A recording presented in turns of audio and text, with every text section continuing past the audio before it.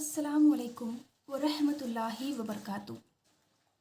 उम्मीद करती हूँ आप सब लोग खैरियत से होंगे और अल्लाह ताला हम सब को हिफ्ज़ व ईमान में रखे। तो आज का जो वजीफ़ा मैं आपको बताने वाली हूँ वो यासीन शरीफ का वजीफ़ा है। ये वजीफ़ा करने से आपकी हाजतें पूरी होंगी, आपकी किस तरह की भी कोई भी हाजत हो। ये सिर्फ वजीफ़ा आपको 3 दिन करना है। अगर आप इससे ज़्यादा दिन भी करना चाहते हैं तो आप कर सकते हैं।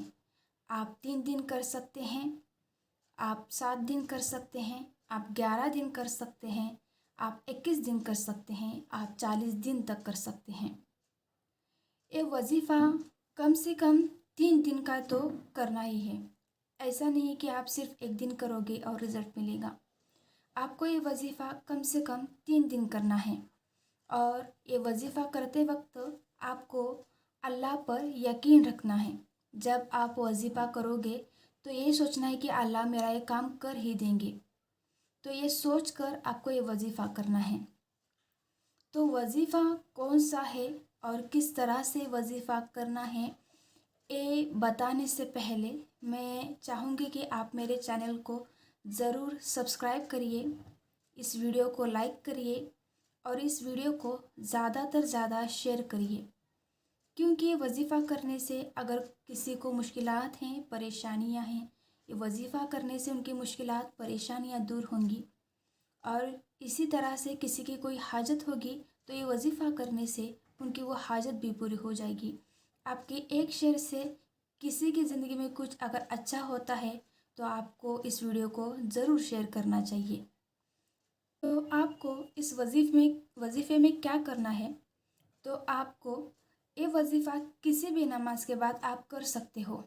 लेकिन मेरा कहना ये है कि मतलब मेरा पर्सनल एक्सपीरियंस ये है कि मैं इशा के बाद ये वजीफ़ा करती हूँ और मेरी जो कोई भी हाजत होती है वो अल्लाह ताला 3 दिन में अल्लाह ताला मेरी ये वजीफ़ा कबूल कर लेते हैं। मेरी जो कोई भी दुआ होती है वो 3 दिन में कबूल हो जाती है।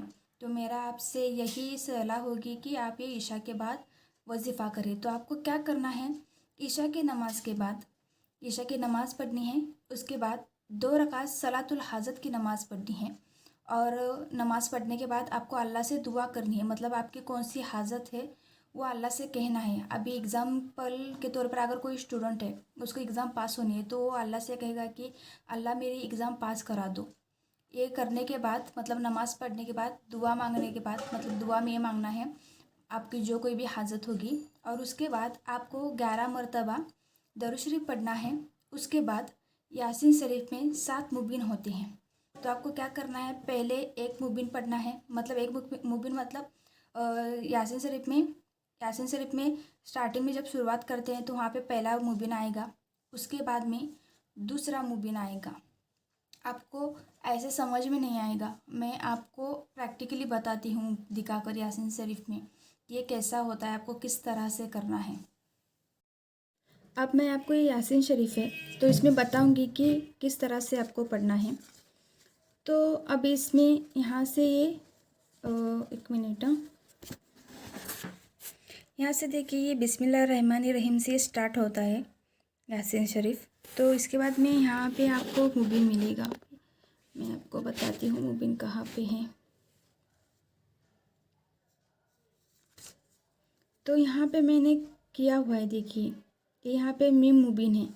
तो मैंने स्टार्ट किया यहाँ से बिस्मिल्लाहिर्रहमानिर्रहीम से, फिर मैंने यहाँ पे मुबीन आने के बाद वापस मैं क्या करूँगी, वापस स्टार्टिंग से शुरुआत करूँगी और वापस फिर से यहाँ तक पढ़ूँगी। दूसरा मुबीन आया है, वापस फिर मैं पहले से स्टार्ट करूँगी। पहले से स्टार्ट करने के बाद मतलब यहाँ से बिस्मिल्लाहिर्रहमानिर्रहीम यहाँ पे है ये बिस्मिल्लाहिर्रहमानिर्रहीम, यहाँ से वापस मैं स्टार्ट करूँगी। फिर ये पहला मुबीन पढ़ लिया, दूसरा मुबीन पढ़ लिया, उसके बाद मैं तीसरा मुबीन पढ़ लिया। ऐसे 3 मुबीन होने के बाद वापस से मैं क्या करूँगी, वापस से भी शुरुआत से शुरू करूँगी। इसी तरह से हमें पढ़ना है। मतलब यहाँ पे वापस से अभी यहाँ पे आपको दिखाती हूँ मैं, ये चौथा मुबीन आ गया।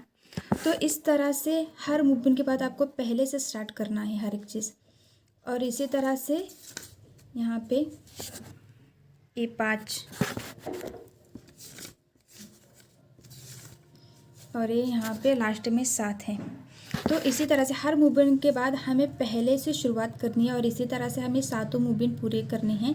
और पूरे होने के बाद हमें वापस से 11 मरतबा दरूद शरीफ पढ़ना है और हमें अल्लाह से हमारी जो कोई भी दुआ है वो हमें अल्लाह से दुआ करनी है।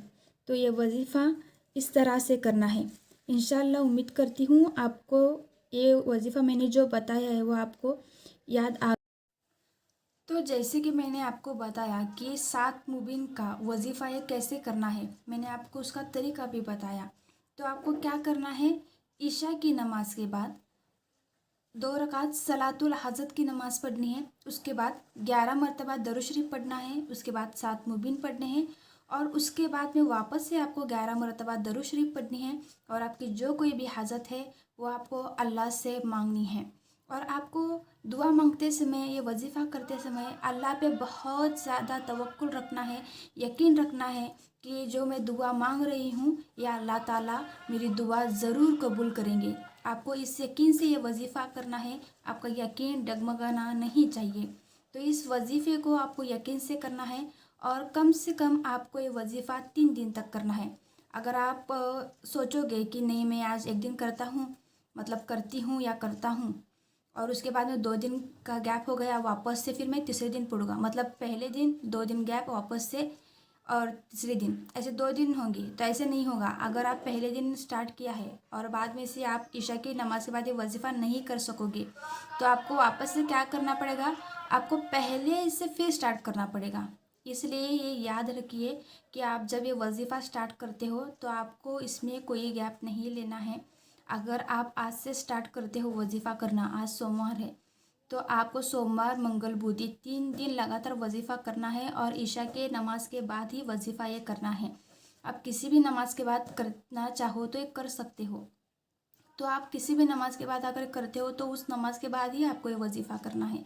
ऐसा नहीं कि जोहर के बाद कर लिया, दूसरे दिन ईशा के बाद कर लिया, तो नहीं। आप आज ईशा की नमाज के बाद करते हो तो आपको लगातार 3 दिन ईशा की नमाज के बाद ही वजीफ़ा करना है और लगातार 3 दिन ये वजीफ़ा करना है। ये ज़रूर याद रखिएगा आप।